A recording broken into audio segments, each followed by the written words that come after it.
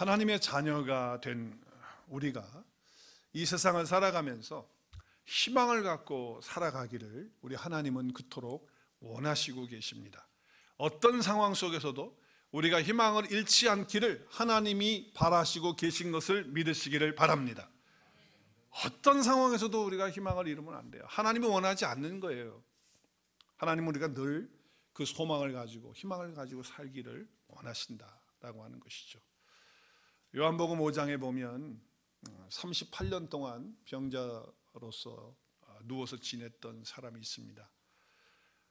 그 당시의 전설에 의하면 물이 한 번씩 그 베데스다 연못에 물이 한 번씩 이렇게 통할 때에 빨리 먼저 들어가는 사람이 낫는다라고 하는 그런 소문이 있었어요. 그래서 이 사람은 물이 동하는 때를 기다리다가 동하면은 빨리 들어가려고 늘 준비했던 사람인데 38년 동안 누워 있다 보니까 다른 사람이 먼저 들어가는 거예요. 그래서 자기는 낫지 못하고 이제는 절망 가운데 살고 있는 그런 사람이었습니다. 주님은 그 사람을 알고 계셨습니다. 그래서 베데스다 연못에 있는 그 사람을 찾아가셨어요. 찾아가서 그에게 이런 말씀을 하세요. 네가 병이 지금 오랫동안 병 중에 고생하고 있구나. 주님 다 알고 계셨잖아요. 그랬기 때문에 그에게 무슨 얘기를 하냐면 네가 낫고자 하느냐 이걸 물으세요. 아니 병자가 낫고자 하는 거를 그러면 당연한 거 아니겠어요? 근데 뭐 당연한 걸 묻습니까? 그 이유는 왜 그러냐면은 내가 낫고자 하느라고 하는 이 말씀을 주님이 왜 하시냐면은 38년이라고 하는 시간 동안에 가망이 없는 거예요. 그리고 이제 연못에 들어가는 것도 이제는 불가능한 거예요. 그러니까 거의 마음속에 절망 가운데 포기한 삶의 그런 모습이었다는 거예요. 그걸 주님이 그 마음을 꿰뚫어 보신 거죠. 그래서 다시 묻는 거예요. 네가 낫고자 하느냐? 왜 그래요? 병이 오랫동안 하다 보면 사람이 이제는 안 된다, 끝났다 라고 생각하거든요. 그때 주님은 그에게 희망을 주시는 거예요. 소망을 주시는 거예요. 다시 불러일으키는 거예요. 네가 정말 네 속에 낫고자 하는 마음이 옛날처럼 있는 거야? 너 다 잊어버리지 않았어? 그 잊어버렸다면 다시 그 희망을 가져라 라고 하는 메시지를 주셔요. 그리고 그 믿음을 심어주세요. 그러고 나서 주님이 뭐라고 말씀하시죠? 네 자리를 들고 일어나 걸어가라. 하나님의 놀라운 역사가 그 병자 가운데 일어나게 되어지는 거죠. 하나님은 늘 우리 마음속에 어떤 절망스러운 상황이 되어도 희망을 잃지 않기를, 소망을 놓치지 않기를 그렇게 원하시고 계신다는 것을 알 수 있어요. 오늘 우리가 읽은 말씀도 마찬가지예요. 유다 백성들이 지금 절망 가운데 있습니다. 도대체 이제는 아무 희망이 없는 그런 상황이 되고 말았어요. 그런데 하나님은요, 그들에게 너희들이 잃어버리면 안 된다는 거예요. 그 희망을 잃어버리고 미래를 잃어버리면 안 된다는 것을 말씀하시는 거예요. 그래서 에레미야의 입을 통해서 이렇게 말씀을 하십니다. 우리 11절 말씀 다시 한번 큰 소리로 함께 읽었으면 좋겠어요. 시작. 여호와의 말씀이니라. 너희를 향한 나의 생각을 내가 아나니 평안이요 재앙이 아니니라. 너희에게 미래와 희망을 주는 것이니라. 아멘. 하나님께서 우리를 향한 생각이 있다는 거예요. 지금 절망 가운데 있는 유다 백성들을 향해서 생각하시는 바가 있다는 거예요. 그건 뭐냐? 너희들이 생각하는 것처럼 지금 이런 상황이 재앙이 아니라는 거예요. 이건 어떤 형벌도 아니라는 거예요. 어떤 망하게 하는 그런 것이 아니라는 거예요. 오히려 너에게 평안을 주는 것이고 오히려 너에게 미래와 그리고 희망, 그 소망을 주는 것이다라고 에레미야를 통해서 말씀하고 있다라고 하는 것이죠. 얼마나 희망찬 말씀입니까? 얼마나 낙담하는 자들에게 이 말씀을 들을 때 그 심령이 어떻게 되겠어요? 다시 한번 소망을 갖지 않겠습니까? 여러분, 하나님은요, 우리가 늘 어떤 상황에서도 희망을 잃지 않기를 원하신다. 이것이 하나님의 본심이다 라고 하는 거예요. 한번 따라하겠습니다. 이것이 하나님의 본심입니다. 진짜 하나님의 마음은요, 우리가 평안 가운데서 미래를 가지고 희망을 가지고 사는 거예요. 그것이 하나님의 본심이고 하나님의 생각이다 라고 말씀하시는 것이죠. 그러나 인간은 하나님을 떠났어요. 우리가 오늘 찬양했지만 하나님을 떠났다고요. 그 마음이 하나님과 부패해서 하나님을 떠났다고요. 그래서 죄 가운데 살게 되는 거예요. 그러다 보니까 그 죄 가운데서 여러 가지 상황 속에 힘들고 어려운 상황들을 맞이하게 되고, 그리고 비참한 삶을 살 수밖에 없는 그런 인생들이 된 거예요. 하나님은 떠나서 자기 마음대로 산 결과가 그와 같다라고 하는 것이죠. 오늘날 사람들이 겪고 있는 어려움들을 잘 생각해 보면요, 정말 여러 가지가 많더라고요. 겉으로 보기에는 괜찮은 것 같아요. 저 가정도 겉으로 볼 때는 야, 저 사람들은 행복하지. 근데 그 가정에 들어가 보면은 이게 문제가 많은 거예요. 그래서 우리 그러잖아요. 아유, 참 저 집사님은 너무 행복하실 것 같아. 저런 남편 만나서. 그랬을 때 그 남편이 뭐라 그래요? 그 아내가 뭐라 그래요? 한번 살아보시죠. 이렇게 얘기하잖아요. 그만큼 겉으로 보기에는 행복해 보이고 뭐 잘 좋은 것 같지만은 그 내막에 들어가 보면 다 문제가 있다라고 하는 거 아니겠어요? 여러 가지 문제를 가지고 우리는 인생을 살아가고 있습니다. 뭐 가정적인 뿐만 아니라 우리 실생활 속에서, 직장에서도 그렇고요, 형제간에도 그렇고요, 교회 와서도 신앙생활 하면서도 그렇고요. 문제 없는 데가 어디가 있겠어요? 우리가 이 땅을 살아가면서 다 그와 같은 것들이 있다는 거죠. 근데 중요한 건 뭐냐? 그 모든 문제의 근원은 하나님으로부터 떠나 있는, 그 마음이 떠나 있고 하나님으로부터 뭐가 관계가 형성이 되어 있지 않은 것 때문에 일어나게 되는 모든 일들이다라고 하는 것을 말씀하고 있는 거 아닙니까? 사람들은 하나님은 늘 재앙을 내리시는 분으로 생각해. 내가 뭘 잘못하면 하나님이 나를 벌 주실 거야. 내가 뭘 잘못하면 하나님이 나를 뭐 이렇게 야단을 치고 그냥 채찍질하고 그래가지고 나를 그냥 어렵게 만드실 거야라고 하는 그런 생각을 해요. 물론 구약에 보면 하나님은 공의의 하나님으로서 죄를 그냥 넘길 수가 없어요. 하나님은 죄를 알지도 못하시는 분이고 죄와 함께 할 수 없는 분이기 때문에 죄에 대해서는 반드시 심판을 하시는 공의의 하나님이세요. 그래서 하나님은 죄를 미워하시지만 그 사람들에 대해서 하나님은 그렇게 생각하지 않으시거든요. 자기가 만들어 놓은, 하나님의 형상을 따라 만들어 놓은 하나님의 자녀들에 대해서 하나님이 그렇게 생각하지 않으신다라고 하는 거예요. 사람들에게 재앙을 내리는 것을 하나님은 즐거워하지 않으시고 그거를 원치 않으시고, 재앙을 내리는 것이 본심이 아니고 하나님의 본심은 우리에게 평안을 주는 것고 미래와 희망을 주는 것이 하나님의 본심이다라고 하는 것을 말씀하고 있다는 거예요. 우리 예수님도요, 하나님과 똑같은 말씀을 가지고 마음을 가지셨어요. 그 생각을 가지셨어요. 그래서 요한복음에 보면 이렇게 말씀을 하고 있어요.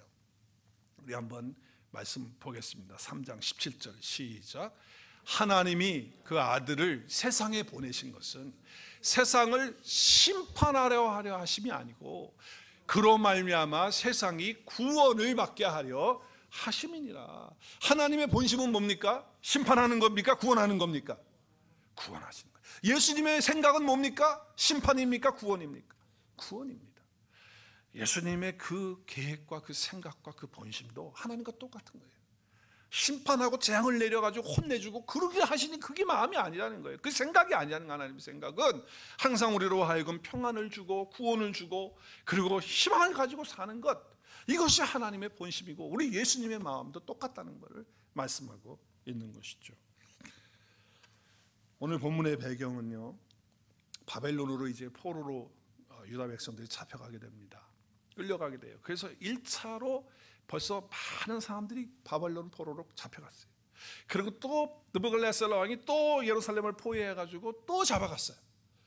그리고 이제 마지막 3차가 이제 예루살렘 성전이 이제 멸망하고, 그리고 이제 완전히 나라가 패망하고 다 데리고 가는 게 3차 이제 멸망인데, 그게 완전히 멸망하죠. BC 586년에 이제 유다가 완전히 멸망하게 되는데, 이제 2차까지 다 사람들이 끌려갔어요. 그리고 마지막 이제 또 다시 포위를 해서 느부갓네살이 포위해서 이제 3차로 다 끌고 가려고 하는 이런 시점에 하나님께서 예레미야에게 편지를 쓰도록 하는 거예요.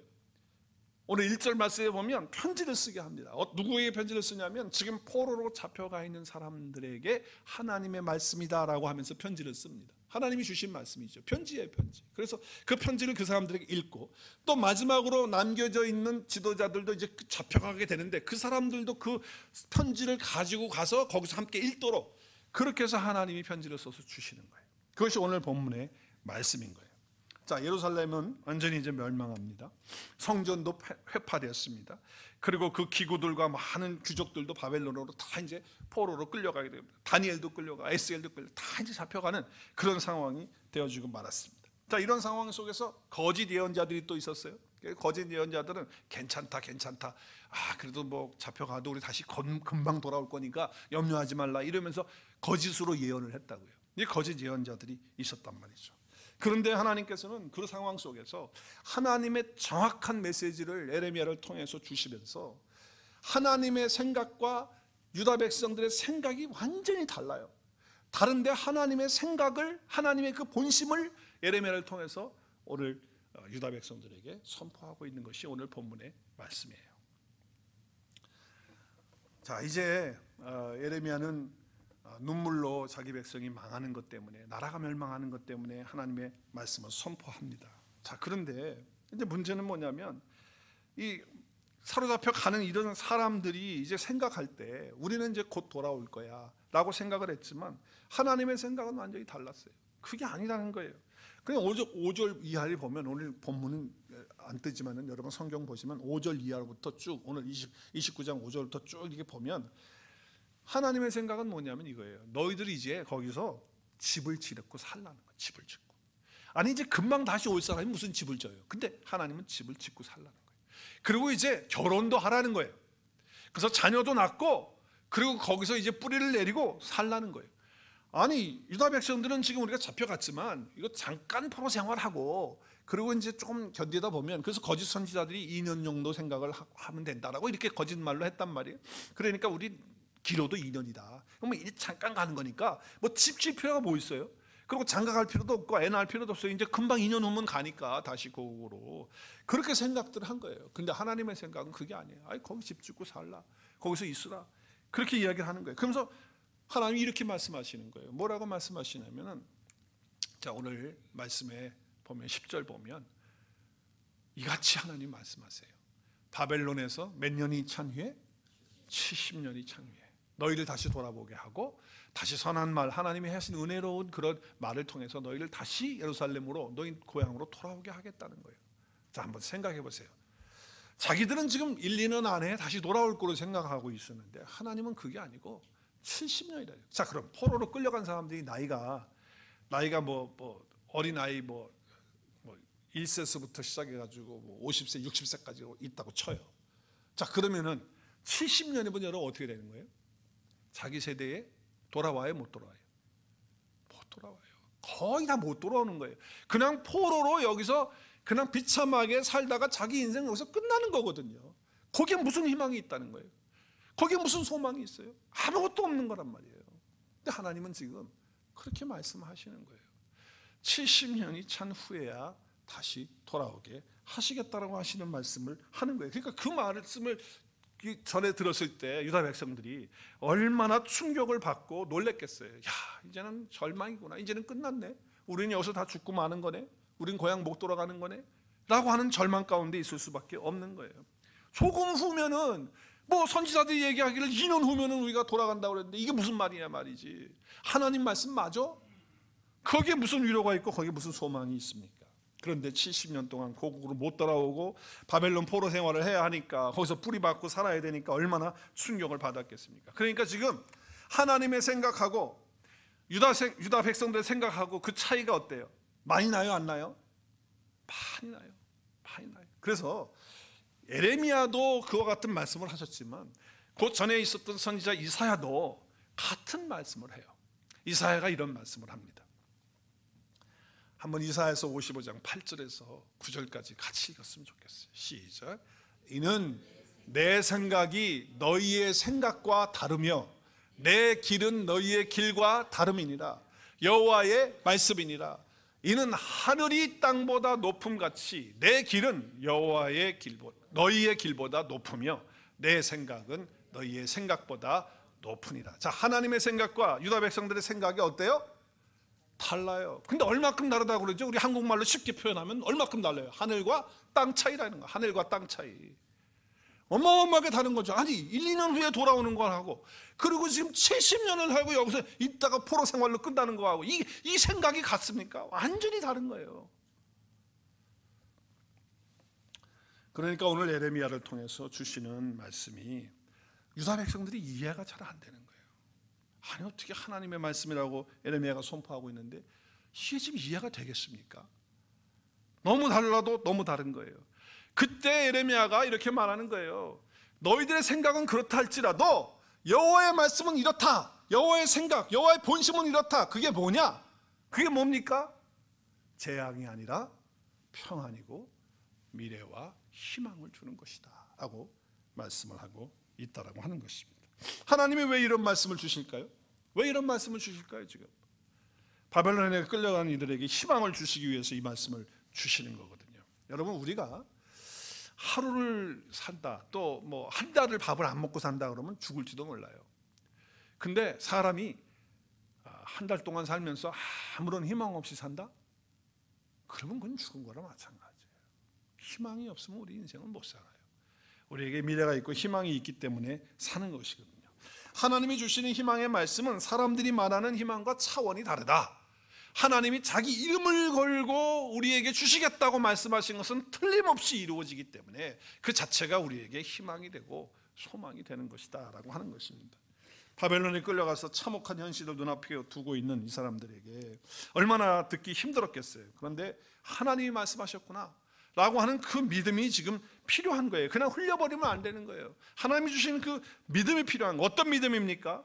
지금 바벨론에 우리가 끌려가게 된 것도 그냥 어쩌다가 재수가 없어가지고 하다 보니까 우리가 약국이 되고 강국이 돼가지고 바벨론이 그냥 아유 우리가 잘못해가지고 그냥 할 수 없이 재수 없어서 끌려간 것이다 라고 하는 것이 아니라는 거예요. 어떤 믿음입니까? 이 모든 것들은 하나님의 섭리 가운데서 하나님이 허락하신 것이라는 거예요. 그럼 하나님이 허락하시고 하나님의 섭리 가운데 있는 일이라고 한다면 여기에는 반드시 하나님의 깊은 뜻이 있고 여기에는 반드시 하나님의 본심이 들어있을 것이다라고 하는 그 믿음을 가지라고 하는 것이죠. 자, 그래서 오늘 29장 4절에 보면 이스라엘의 만군의 여호와께서 말씀하시는데 내가 예루살렘에서 바벨론으로 포로를 가게 한 모든 포로들에게 누가 가게 하셨어요? 포로로 가게 한 게 누가 가게 하셨다고?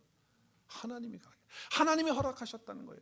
하나님이 그 길을 막으시면 못 가요. 하나님이 허락하셔서 포로로 다 가게 됐다라고 하는 것이죠. 자, 그러면 왜 하나님께서 포로로 가게 하셨을까요? 거기는 하나님의 선하신 뜻이 반드시 있다는 거예요. 여기서 70년을 살 때 분명히 하나님의 선하신 뜻이 있다. 하나님이 이 가운데 인도하실 것이다 라고 하는 그 확신, 그 믿음을 가지라는 거예요. 그 믿음이 뭐냐?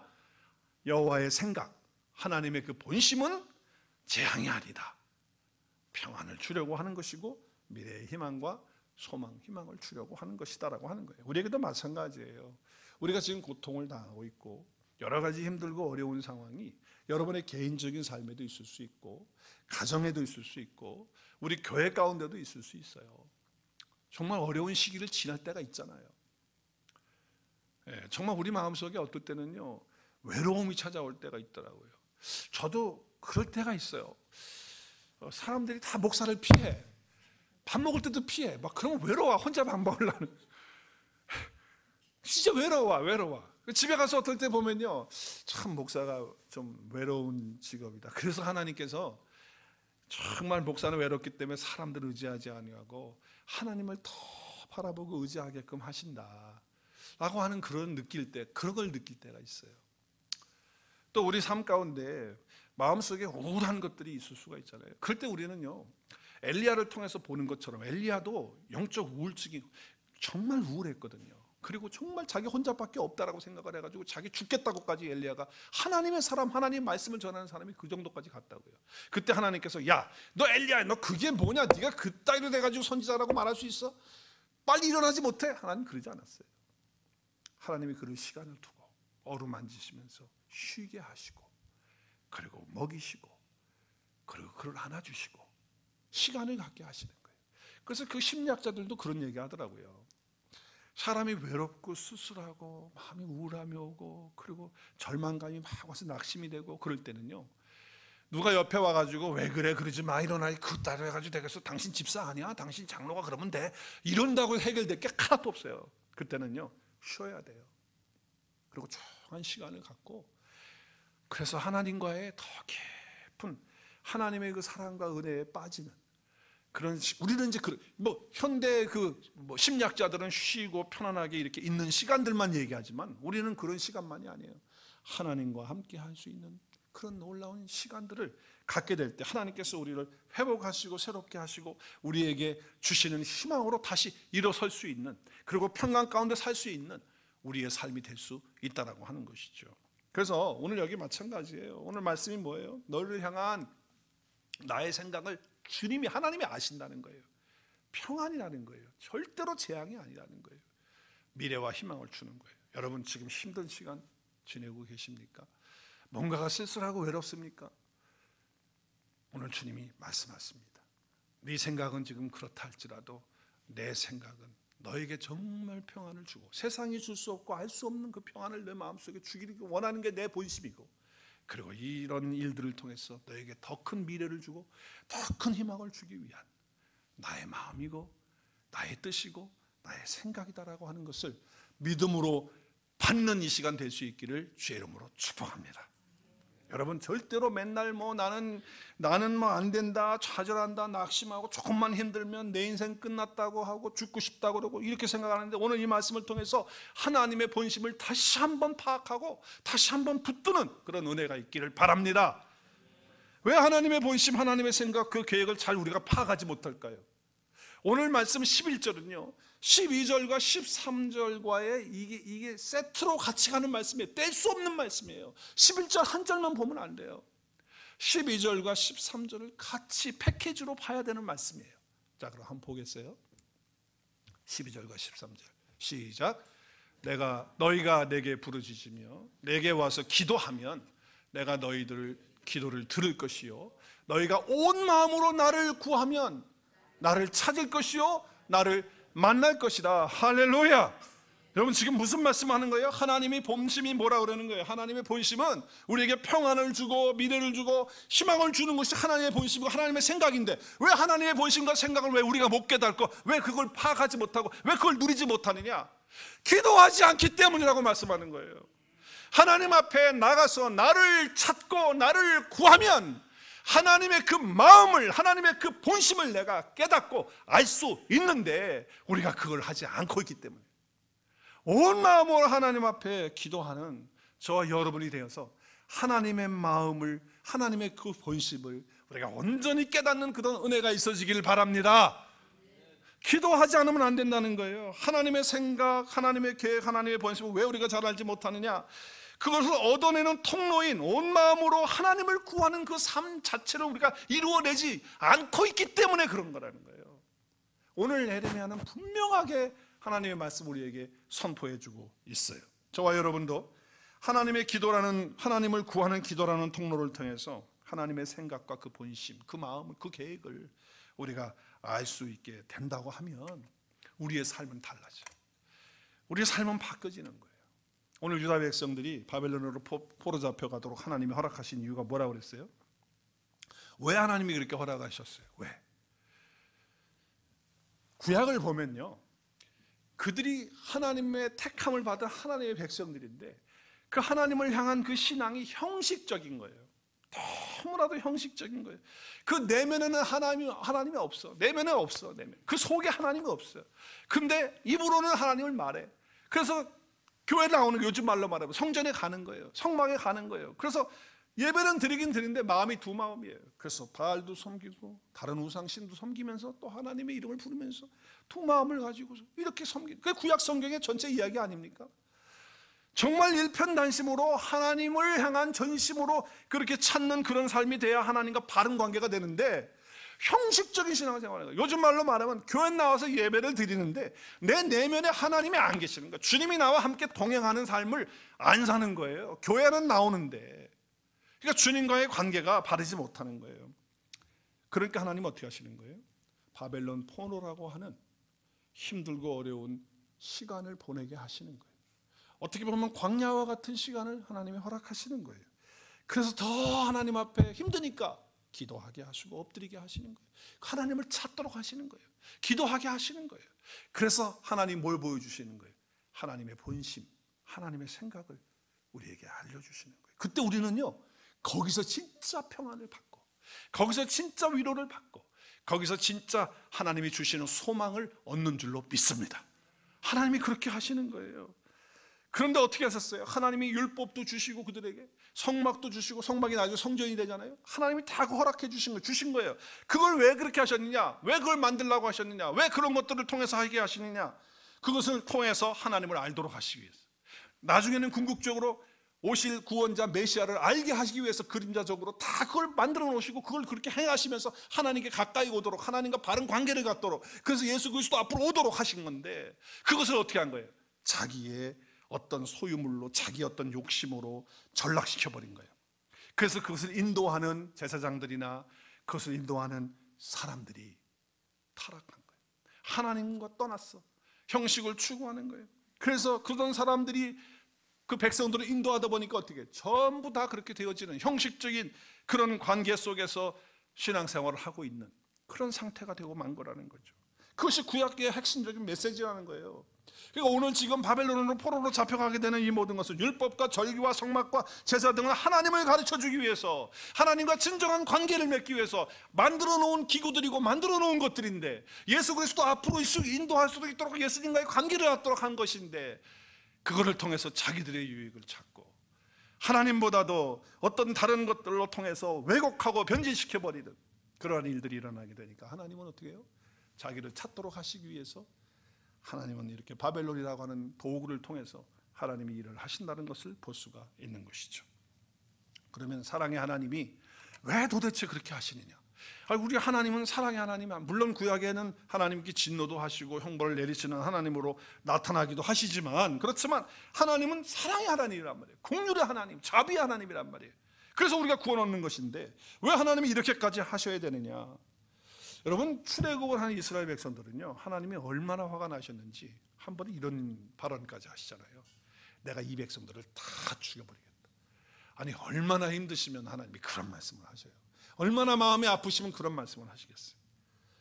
하나님은 그들의 선택이 어디서부터 잘못되었는지를 너무 잘 알고 계시는 거예요. 하나님과의 관계를 지금 멀어지는 형식적인, 그래서 죄 가운데 살고 있는, 하나님은 죄는 미워하시지만 사람은 미워하지 않으세요. 그 사람을 하나님의 형상으로 만드는 하나님 자녀들인데 왜 미워하십니까?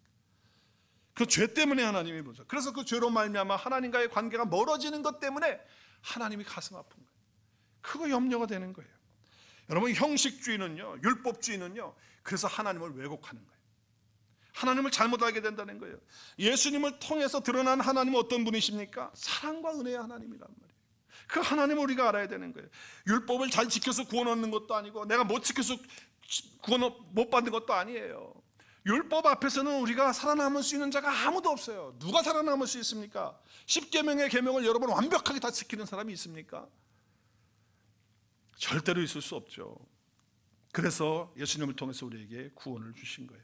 왜 구원을 주십니까? 우리를 사랑하시기 때문에, 나를 살려내시기 위해서 최고의 방법으로 자기 아들을 내어주시는, 그래서 하나님이 사람의 몸을 입고 사람의 모양으로 이 땅에 오셔서 고난받으시고 나를 위해서 대신 죽어주시고, 내 죄 때문에 죽어주실 뿐만 아니라 다시 부활하셔서 생명을 주신 거예요. 이게 하나님과의 관계를 회복한 거란 말이에요. 그런데 우리는 형식적인 율법적인 어떤 그런 것으로 신앙생활하게 되면 하나님의 진심에서 멀어지는 거예요. 그리고 형식적인 신앙생활에서 하나님과의 관계가 형성되지 않는 그런 삶이 되어지는 거죠.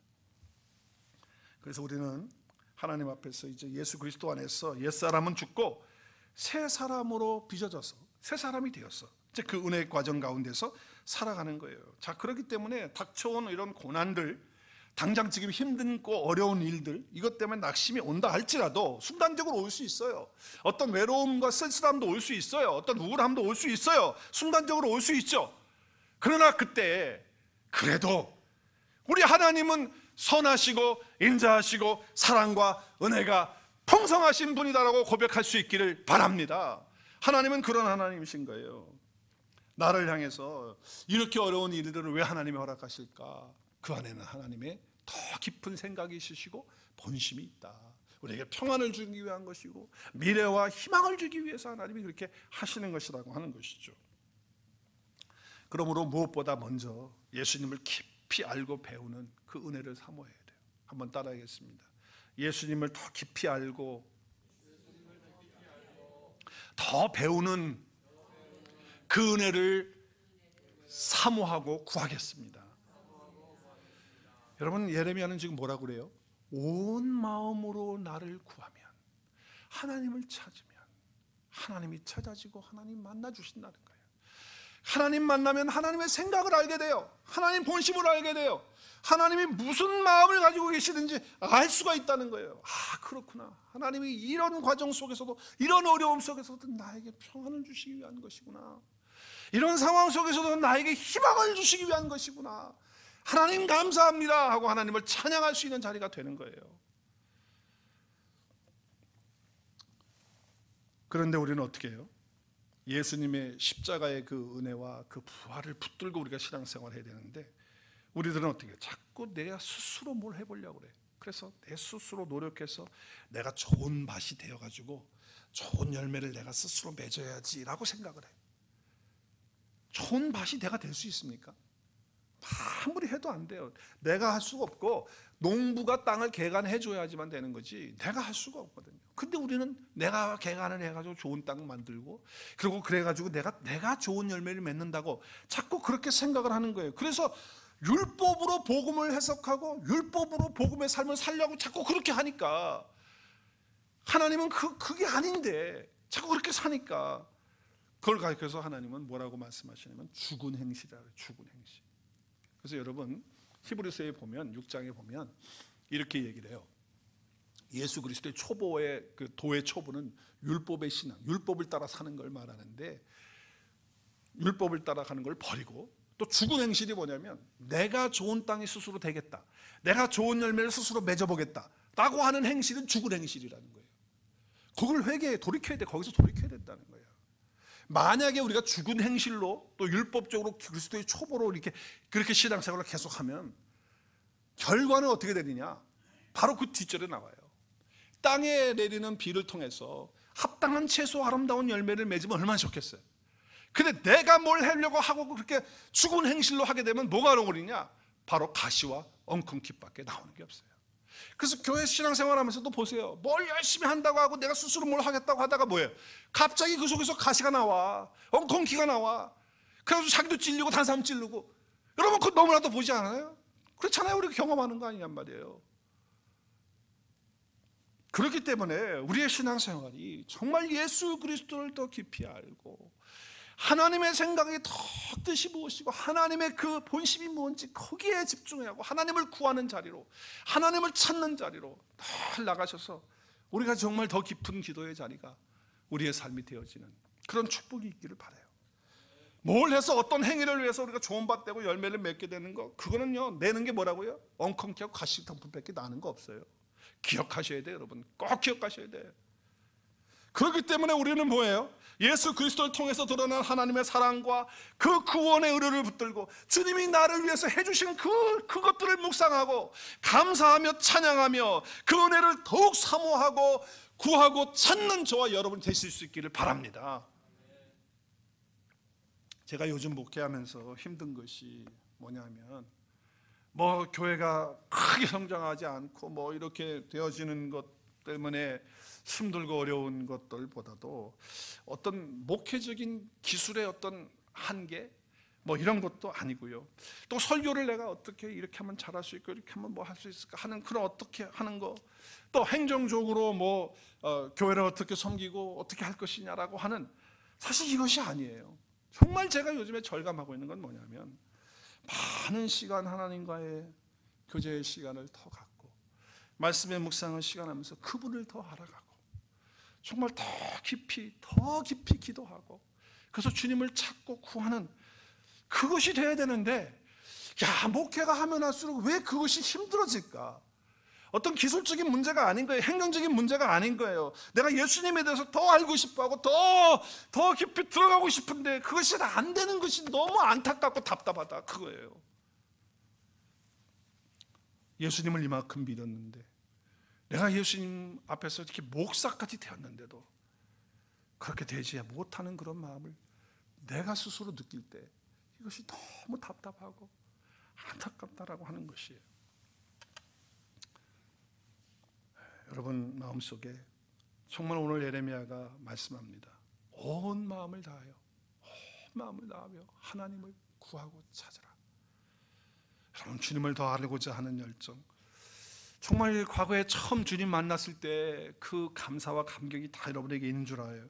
근데 그 눈물도 사라지고 감격도 사라지고 기쁨도 없어지고 그랬다고 한다면, 예수님께서 그 요한계시록의 7교회 첫 번째 교회인 에베소 교회를 향하여 칭찬도 많이 하셨지만 책망도 하셨어요. 그 책망 가운데 한 가지가 네가 처음 사랑을 잃어버렸다는 거예요. 우리가 연애할 때 처음 사랑하는 그런 감격처럼, 우리가 주님 처음 만났을 때 그 은혜와 감격으로 더 주님을 알고 싶고 더 사모하고 열망하는 그런 마음이 있어야 되는데 그것이 없다. 이것이 두려운 거예요. 이것이 답답한 것이라는 거예요. 그 데이빗 윌커슨이라고 목사님께서 소천하시기 바로 직전에 하셨던 기도의 내용이 떴더라고요. 근데 그 기도의 내용을 보니까 이렇게 기도를 하세요. 그 목사님이 제 가족과 함께 50년이라고 하는 주의 사역을 참 감당하게 하셔서 하나님 감사합니다. 이렇게 기도를 시작을 해요. 그러나 여전히 제게는 애끓는 소원이 하나가 있습니다. 한 가지 소원, 한 가지 갈망, 한 가지 디자이어가 있습니다. 그것은 사람들의 칭찬을 구하는 것도 아니고 사람들에게서 감사하다는 말 듣는 것도 아니고 안락한 삶을 추구하는 것도 아니고 내가 보장된 노후의 어떤 대책을 하고 설계를 하는 것도 아니고, 저는 정말 예수님을 닮고 싶습니다. 예수님을 닮고 싶습니다. 예수님의 얼굴을 보고 싶습니다. 내가 주의 얼굴을 찾습니다. 내가 주님을 구합니다. 주님을 닮기를 원합니다. 라고 하는 그런 기도를 마지막 바로 소천하기 직전에 하나님 앞에 드리는 그런 목사님의 기도였어요.